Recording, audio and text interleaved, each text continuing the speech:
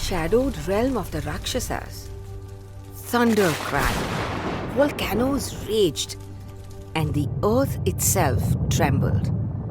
For a child, unlike any other, had just been born. He was the son of the fearsome Asur Vajranga and his fierce queen Vajrangi. The skies wept, the winds howled, nature herself recoiled. The boy's name was Tarak. It meant the mighty one.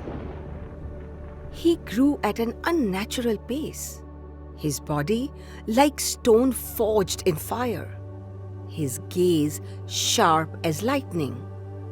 He was no ordinary child. Even the bravest whispered his name with fear. But Tarak was not satisfied with strength alone. With his mother's blessing, he left for the forest of Madhu to perform a penance so terrifying it shook the heavens themselves. For 400 years he meditated, standing on one leg and then on one toe, surviving on nothing but air and smoke, eyes fixed to the sun, his body aflame with discipline. Moved by this unshakable devotion, Lord Brahma finally appeared. "What do you seek, child?" he asked. Tarak bowed and replied, "Grant me strength unmatched in all the three worlds, and let death come to me only at the hands of Shiva's son." Brahma hesitated, but the penance could not be ignored. He granted the boons. With this power, Tarak returned. Crowned by Shukra, the guru of Asuras, he became Tarakasura, king of demons. And with that crown came terror. He invaded Swargaloka, toppled Indra from his throne, and declared himself the new ruler of the cosmos. He protected his own people, yes, but tormented the gods, plundered their treasures, and cast a shadow over all three realms. The Devas trembled. A prophecy had been fulfilled. Only Shiva's son could defeat him. But Shiva had no son. Not yet. Far away in the snow-laden Himalayas, night had fallen. The wind stilled. The world held its breath. And in this silence, Shiva gently placed his hands over Parvati's eyes. "Are you ready?" he whispered. With a smile, he removed them, revealing a sky ablaze with starlight. Galaxies spun like wheels of light. Stars shimmered like scattered diamonds. The universe breathed. "It's beautiful," Parvati gasped. Wrapped in moonlight and snow, they embraced. Two divine souls.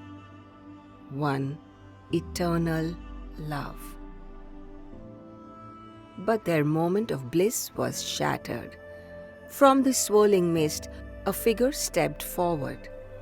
Her body smeared in ash, her eyes hollow with grief. It was Rati, the wife of Kamdev, the god of love, who had once tried to awaken desire in Shiva's heart. "My lord is ashes now," she wept, "burnt by your third eye. And yet you celebrate your love, while I wander cursed and alone. Was it his crime to bring love into the world?" Shiva's gaze fell to the ground. Remorse clouded his eyes. "He still lives," he said, "not in body, but in spirit. He will return.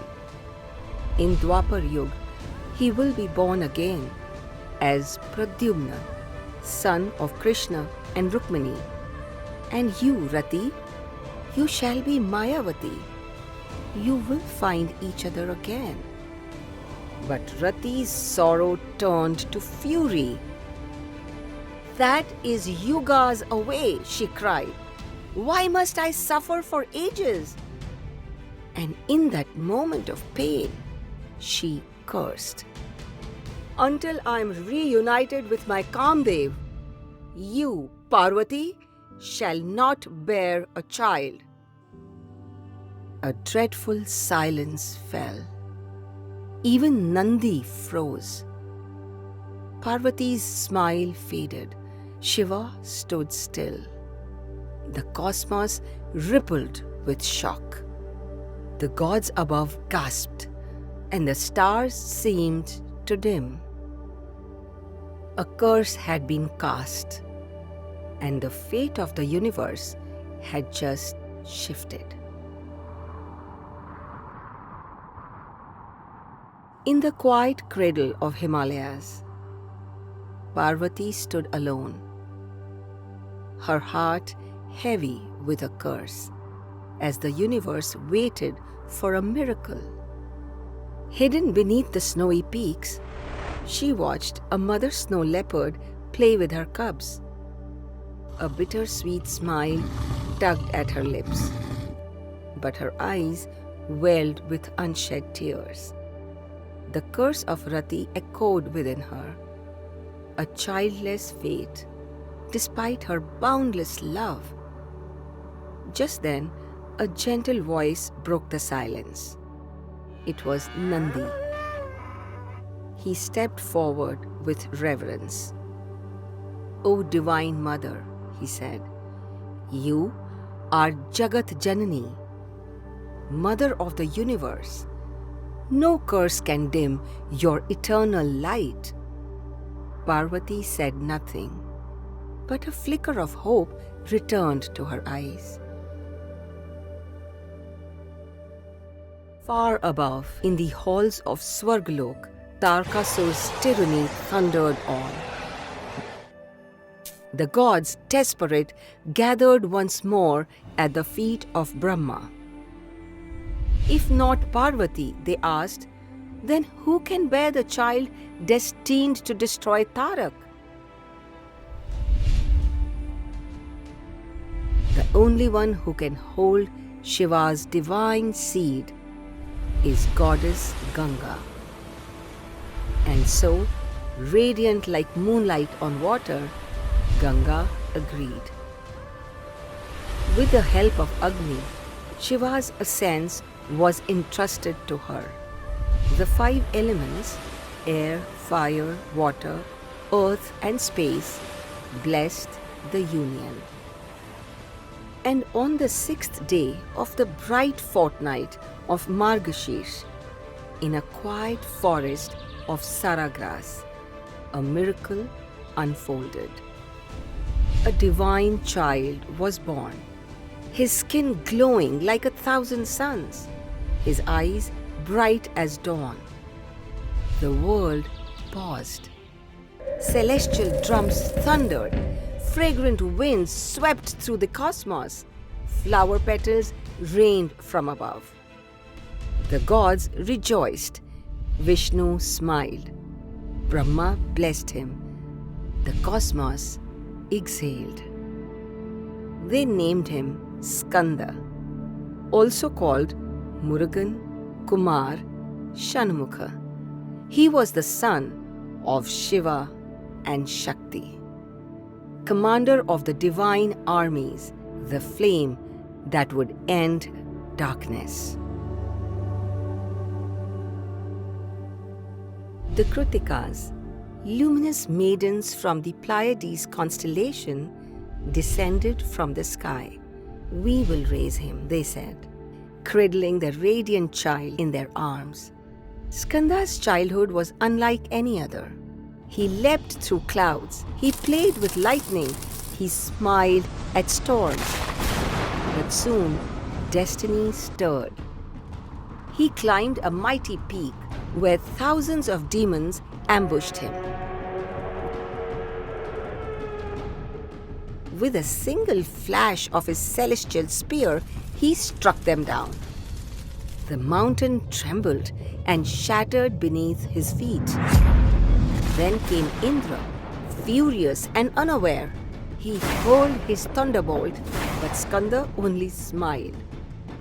With a divine shimmer, he split into 3 blazing forms: Shak, Vishak, and Naigama. They surrounded Indra, glowing like suns. Overwhelmed and confused, the king of gods fled. And Skanda, untouched, stood atop the broken peak, laughing like the very wind. When he returned, a familiar figure awaited him. It was Nandi, his father's most loyal companion. He bowed low. "O Skanda, the time has come. The gods await their commander. Your destiny is calling." And in the heavens, Tarakasura stirred. The war had not yet begun, but the warrior had arrived.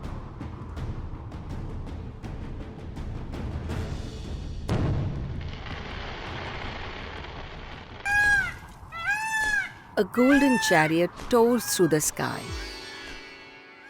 As gods gathered, conches blew, and the son of Shiva returned, ready to face his destiny. The peaks of Kailash shimmered with light. Parvati had adorned the mountain in celebration. The streets glistened with gems. The air was thick with jasmine, music, and anticipation. From afar, Skanda approached in a radiant chariot.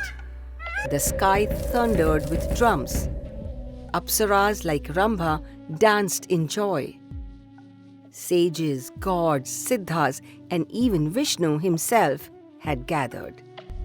This was no ordinary return. This was a divine homecoming. Skanda stepped down. He looked into the eyes of Parvati, his mother in spirit. She trembled with hope, and then he ran into her arms. Shiva embraced his son with pride. Parvati kissed his forehead, tears of joy flowing like a sacred river. A Niranjan rite was performed on the mountaintop. Flames danced in golden bowls. Skanda sat in Parvati's lap, her face glowing with maternal bliss.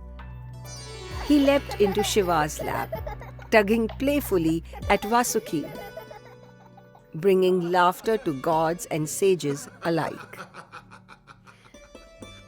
Then came the divine gifts from gods who saw their future in this boy. Surya gifted a chariot faster than thought.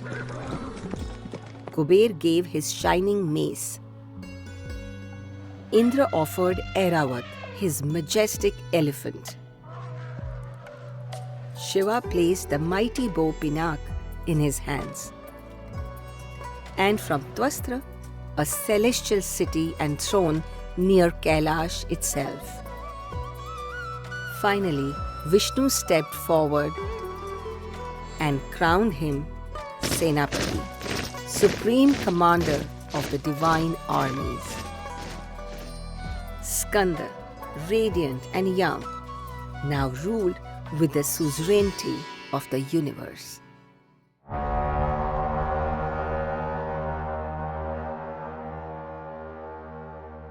But far away, in the shadowed stronghold of Rakshasa's Sthal, Tarakasura stirred.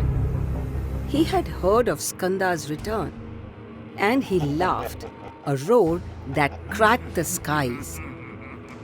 He summoned an army born of nightmares, 10,000 strong, each with limbs like iron and breath of flame. At the confluence of the Mahi River and ocean, the final war began. The gods advanced, Skanda leading the charge. His spear gleamed like a star. Indra, Varun, and other gods flanked him. Battle drums echoed like thunder. Both sides roared like lions. Then they collided. Swords clashed, clubs shattered bones, arrows darkened the skies. Blood flowed in rivers. Headless corpses littered the field.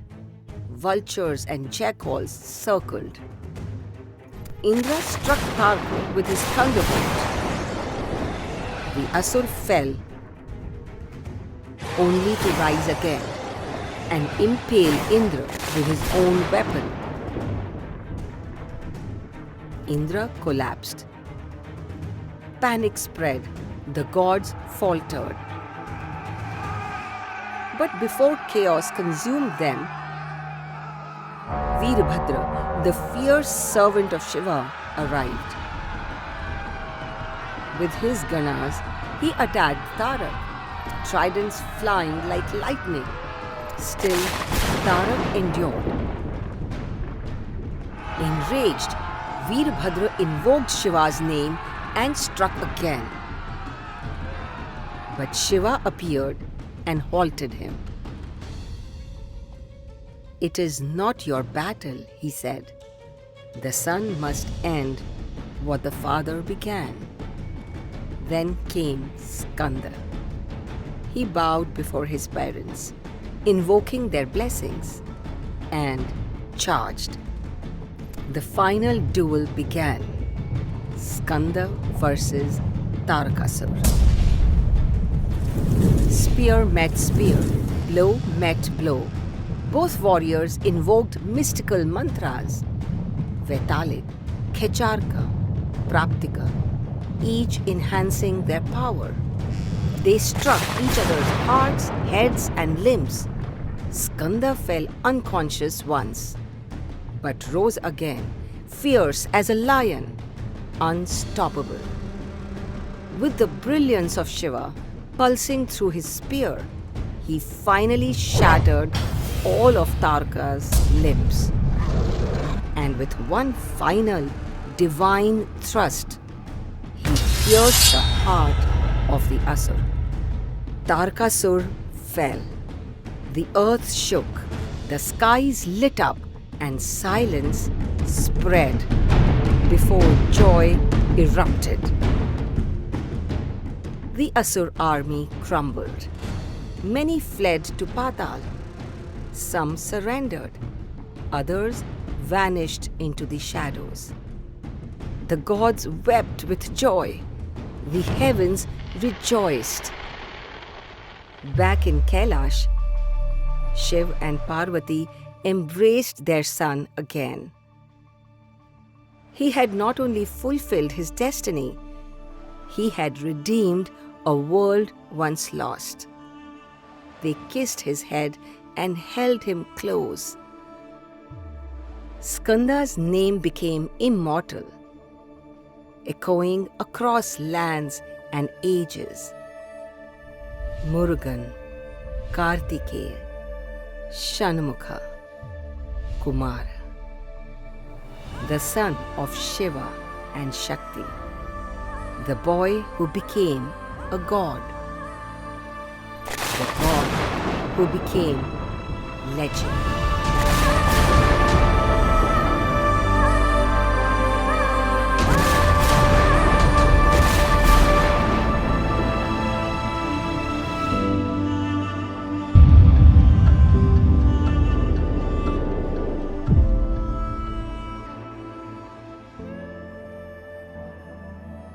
High in the snowy silence of Mount Kailash, Parvati sat alone. Her eyes gazed into the distance, but her heart ached for someone of her own.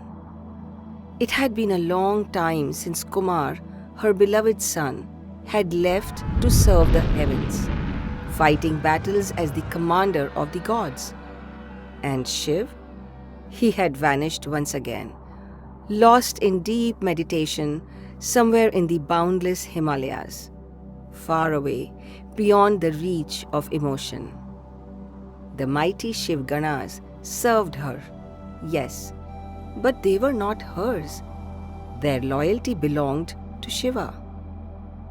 Loneliness crept in like a shadow. Even surrounded by divine attendants, Parvati felt a void. Seeing her sorrow, her dearest companions Jaya and Vijaya approached. They whispered gently, "O Mother, why must you carry this sorrow alone? These Ganas are Lord Shiva's followers, not yours. Shouldn't you have someone of your own? Someone created by you, loyal only to you, who lives to serve your will." Their words lit a spark in her heart. Yes, perhaps it was time. A new desire awakened within her, to create a soul born from her being, who would belong to her alone. And so began a tale that would echo through eternity. The story of a son born not from the stars, but from the love of a mother. The tale of the boy who would become Ganesh.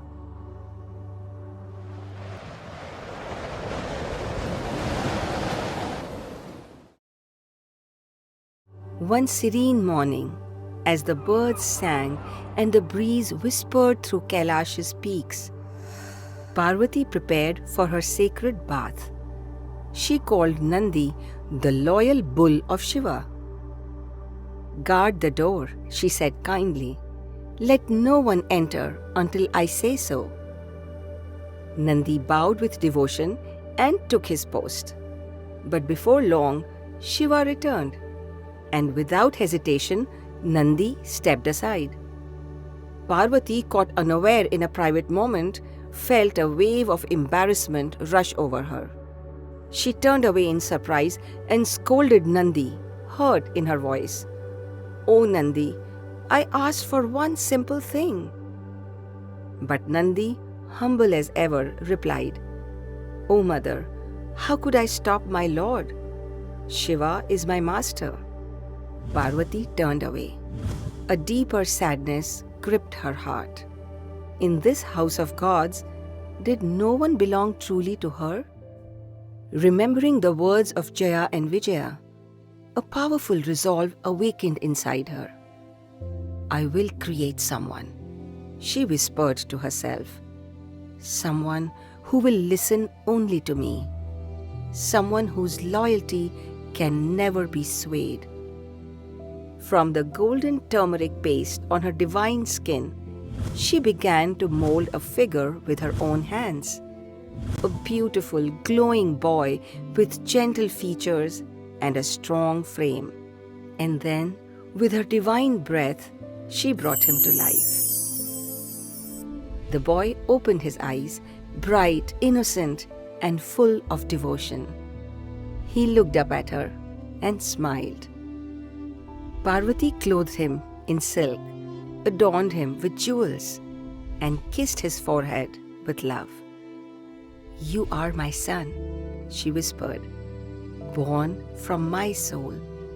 From today, your only duty is to serve me." She gave him a staff and a sacred command. "Stand guard outside while I bathe. Let no one pass unless I say so." And just like that, the guardian of Parvati's heart had been born.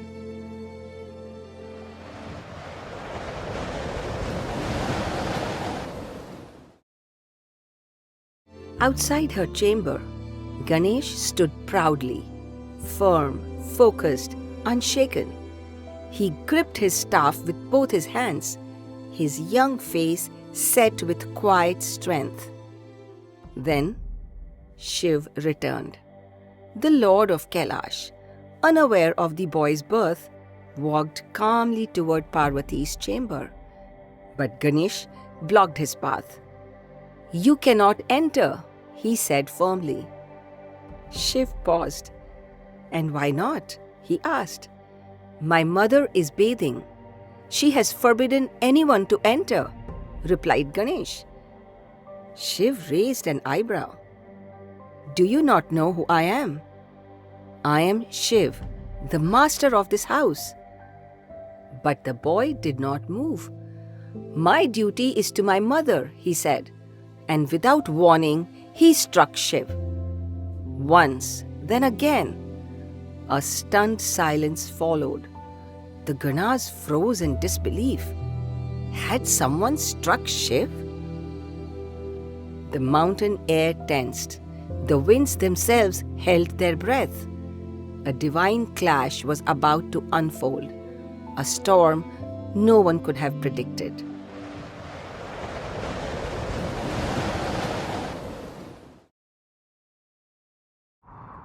Mount Kailash stood still, but within its sacred grounds, a storm had erupted.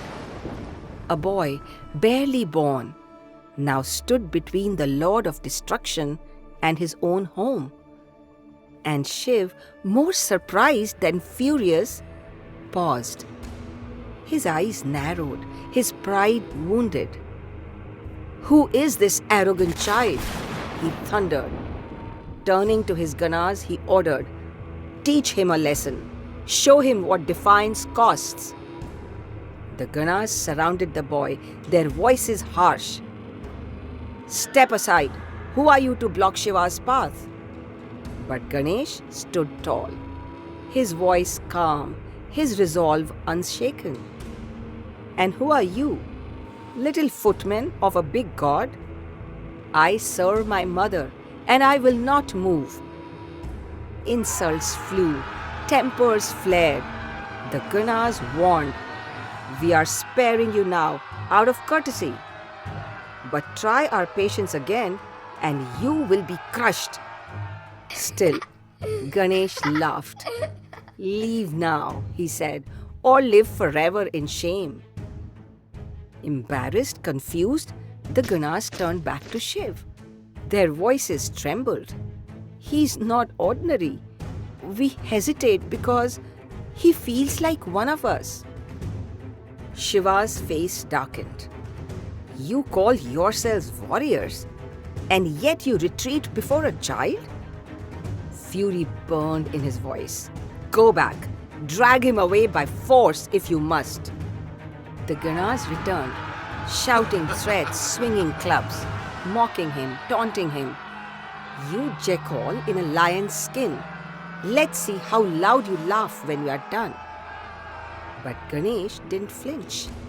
He raised his staff and in a flash struck with such power that several Ganas crashed to the ground. "You were warned," he growled.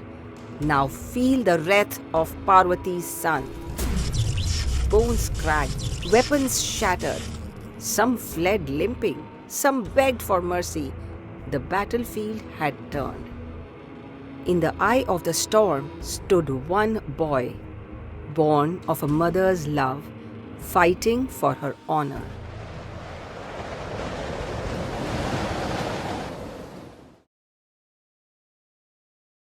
Inside her chamber, Parvati heard the uproar, the rising tension, the clash of metal and pride. She sent Jaya and Vijaya to learn the truth. They returned with pride glowing in their eyes. "Mother," Jaya said, "your son has not faltered. He fights alone, facing Shiva's armies for your honor." Vijaya added, "Devi, your prestige is being challenged. You cannot remain silent now." Parvati, torn between concern and pride, closed her eyes. "What is done," she said softly. "Let destiny unfold."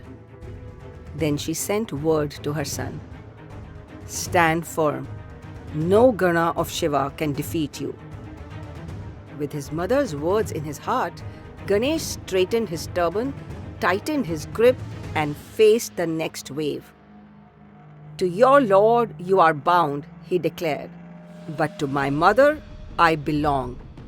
You fight for Shiva, I fight for Parvati. Let us both do our duty. And with that, the battle resumed. The Ganas charged again. Nandi seized one leg, Bhringi the other. But Ganesha roared. With one swift motion, he broke free and struck them down. Arms snapped, knees shattered, skulls cracked like earthen pots. Thousands of Ganas scattered in fear, like deer before a lion. A boy undefeated, a son unstoppable.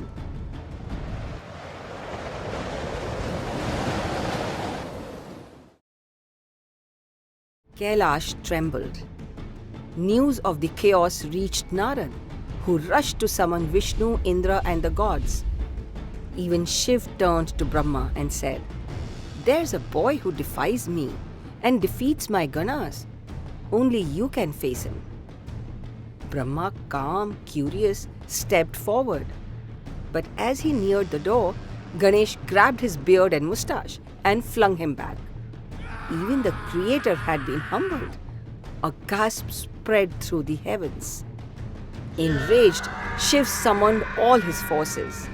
Indra, Vishnu, Kumar, goblins, spirits, celestial beasts. "Attack!" roared Shiva. The skies rained with weapons. The earth cracked beneath their fury. But none touched Ganesh. He stood like a mountain, unmoving, unyielding, unafraid. With his iron club, he swept the field clean, sending gods and demons alike tumbling into dust. Parvati's rage flared, and from her fury emerged two terrifying Shaktis. One with a mouth like a bottomless void, another blazing, armed with countless hands. They devoured every arrow, swallowed every blade, and returned them powerless. Then came Kumar, Ganesha's elder brother. "Stand down," he warned. "I am the commander of divine armies. You cannot win." But Ganesh replied, "I serve no commander except my mother." They clashed, heaven shook, the cosmos echoed with their battle cries. Even mighty Kumar was forced to retreat. In desperation, Shiv turned to Vishnu, but the Shaktis merged their strength into Ganesh, making him invincible. He hurled his iron club at Vishnu's feet, and out of reverence, Vishnu dodged and vanished from the field. That's when Shiv himself stepped forward. No longer a father, no longer a lord. Now, just a furious warrior. He grasped his trident, Pashupat, and rushed. Ganesh met him head on. Their weapons clashed, mountains split. Time itself seemed to slow.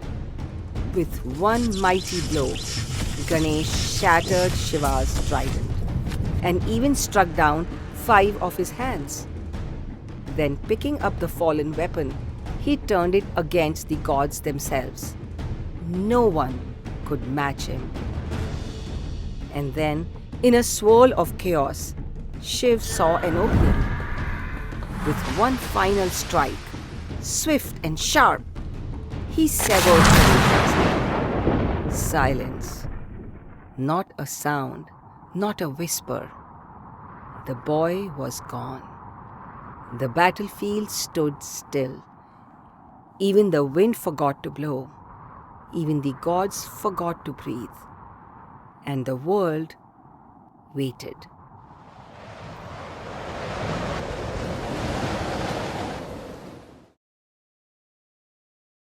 The Ganas rejoiced in victory, but Shiv, his heart was heavy. He looked at the lifeless body before him and whispered with deep regret, "What have I done?"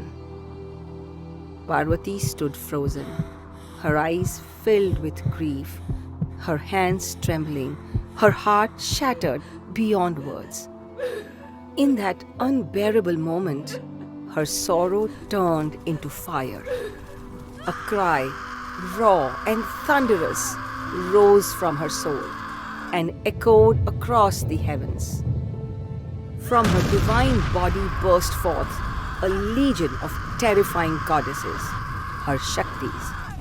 With blazing eyes and fearsome forms, they descended upon the worlds. Karali, Kupjaka, Khanja, Lambashirsha, each one more dreadful than the last. Parvati, her voice shaking the skies, commanded, "Spare none! Devour the gods! Destroy the sages! Annihilate every being that stood against my child!" The Shaktis surged forward, dark and unstoppable, mouths like yawning caverns, consuming everything in their path. The gods ran, the sages fell, the heavens trembled. Even Shiv, Vishnu, and Brahma watched helplessly, dwarfed by her fury. The balance of creation had shattered. All three worlds stood on the edge of ruin.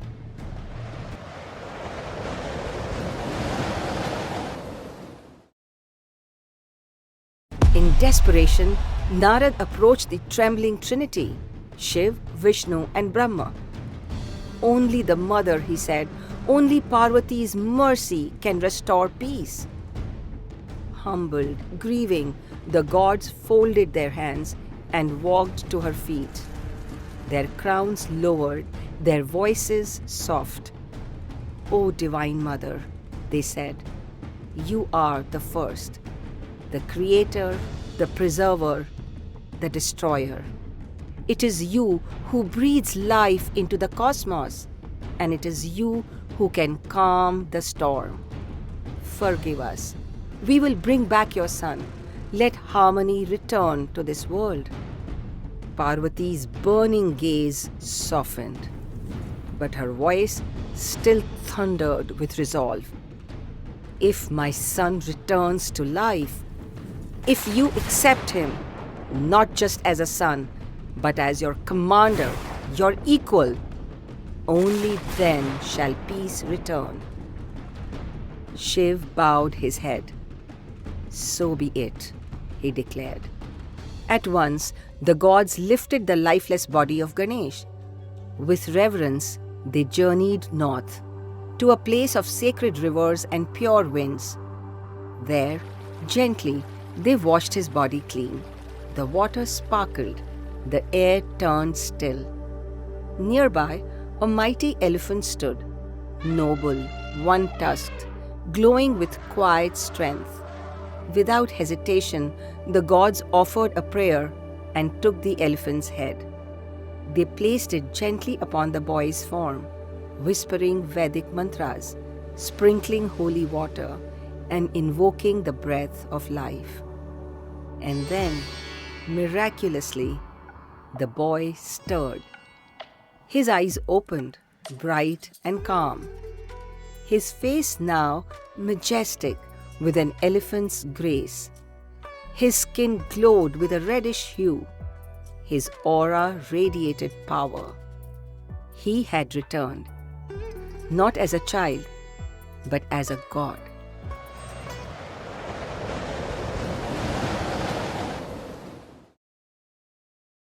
Tears of joy streamed down Parvati's face as she held her son once more. With love, she adorned him, silks of the finest weave, jewels that sparkled like stars, and a crown befitting a king. She touched his forehead with sindoor, vermilion red. "Forever," she said, "you shall be worshipped with this mark. It's a mother's blessing." The Ganas bowed to him with devotion. They placed a garland of victory around his neck and crowned him their supreme commander. Shiv, Vishnu, Brahma, and all the sages watched in reverent silence as Ganesh bowed to each with grace, with humility, his strength matched only by his wisdom. Then the Trimurti declared in unison, "Just as we receive the world's first offerings, so shall Ganesh. He shall be worshipped first, before any god, before any ritual.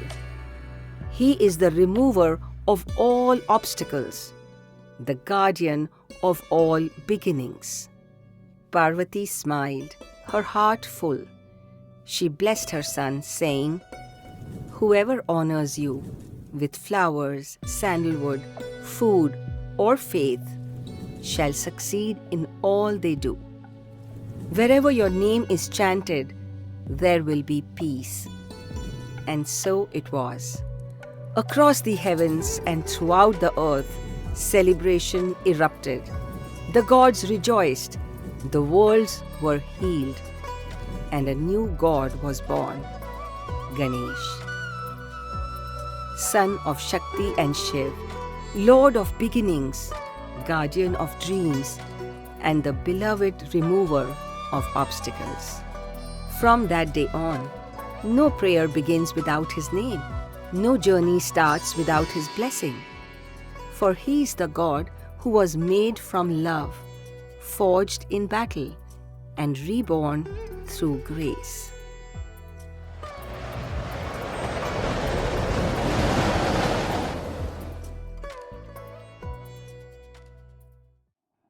High in the serene peaks of Mount Kailash, Lord Shiv and Goddess Parvati watched their two beloved sons, Kartikeya, the swift and mighty warrior,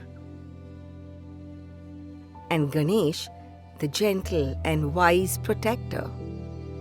Their hearts swelled with joy, seeing their sons grow into noble youths.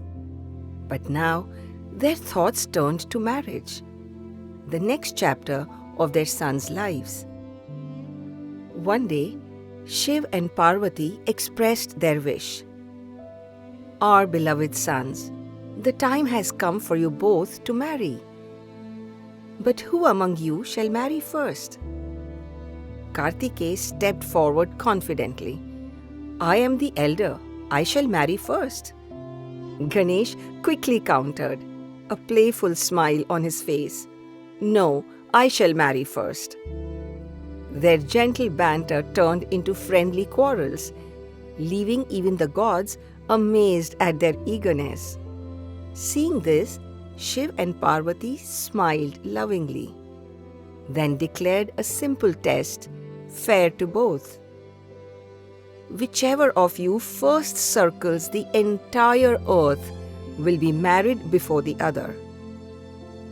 Hearing this, Kartikeya instantly leaped onto his peacock, racing off at lightning speed around the globe, determined to win this challenge. But Ganesh paused thoughtfully. He gazed out across the vast oceans and endless lands, thinking deeply to himself, "What joy will come from running around the whole earth? At my gentle pace, I'll never surpass even a fraction of this distance." Then, smiling softly, Ganesh had an idea. He lovingly arranged two beautiful seats, inviting his parents, Shiv and Parvati, to sit comfortably. With tender devotion, he performed a sacred abhishek, bathing their feet in reverence. Slowly and respectfully, he circled them 7 times, bowing deeply each time he completed a round. Watching their son's heartfelt actions, Shiv and Parvati smiled warmly. But soon they asked in surprise, "Dear son, why do you waste precious time here? Your brother Kartikeya is already racing around the earth. Why haven't you begun your journey yet?" Ganesh calmly smiled and replied, "But my beloved parents, I have already completed the journey, not once, but 7 times." Shiv and Parvati exchanged puzzled glances. When did you circle the entire earth, dear Ganesh? With a gentle laugh, Ganesh replied wisely, My dear parents, you too are my entire world. In worshipping and circling you, I have truly circled the earth. He continued, citing sacred teachings. The scriptures themselves declare that serving and honoring one's parents holds equal merit to circling the entire world. To ignore this duty would indeed be a grave mistake. Listening closely, Shiva and Parvati felt deep pride and love. They were astonished by their son's devotion, wisdom, and purity. Shiv gently proclaimed, When difficulties come, it is the keen intellect that removes them. Ganesha's intelligence and devotion have conquered this test. All the gods and sages nodded in agreement, acknowledging that Ganesha's clever solution fulfilled every sacred duty written in the Vedas and Puranas. Moved by Ganesha's devotion, Prajapati Vishwaroop, Lord of divine forms, came forth, offering his two radiant daughters, Siddhi, the goddess of success, and Buddhi, the goddess of intellect, as brides for Ganesh. The heavens rejoiced. Vishwakarma, the divine architect, began preparing a grand celebration and transformed the abode into a paradise filled with golden streets, silken canopies, and fragrant flowers. Amidst Vedic chants and sacred rituals, Shiv and Parvati lovingly blessed the trio, while Lord Brahma performed the ritual ceremony. Ganesh, Siddhi, and Buddhi circumambulated the holy fire 7 times, pledging eternal love, wisdom, and prosperity to each other.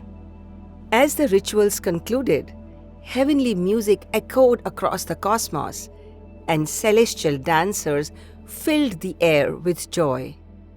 Ganesh, the beloved deity of auspicious beginnings, blessed his guests with success, wisdom, and the removal of obstacles.